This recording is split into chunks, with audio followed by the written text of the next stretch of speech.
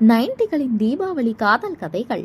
தீபாவளிக்கு முதல் நாள் அம்மாவிடம் தின்பண்டங்களை பட்டியலிட, அப்பாவிடம் பட்டாசுகள் வாங்கி தர சொல்லி சண்டைகள் இட, உடைகள் வாங்கிட குடும்பமாக ஒரு கடைப்பயணம் செல்ல, அப்பாவோ சட்டை பையை தொட்டு தொட்டு பார்க்க, அம்மாவோ ஆடையின் விலைகளை பார்க்க, நானும் அண்ணனும் ஆடைகளை அலசி ஆராய்ந்து பிடித்ததை எடுத்து இறுதி கட்டத்தை நெருங்கிட, நானும் அண்ணனும் எனது கம்மி விலை உனது அதிகம் என சண்டையிட்டு வெளியே கடைகளின் இருபுறமும் கண்களை கவரும் தின்பண்டங்களுடன் விற்க, அதை நான் கேட்க, அம்மாவும் 2 திட்டு திட்ட, பெரிய தேடலுக்கு பின் அப்பாவின் சட்டை பையில் இருந்து சிரிப்புடன் எடுத்து கொடுத்த பணம்.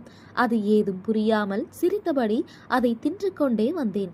வீடு திரும்பினோம். விடிந்தது. தீபாவளியும் வந்தது.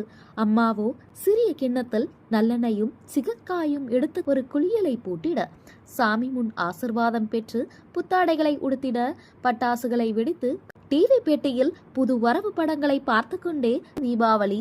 அது அத்தனை அழகுதான்.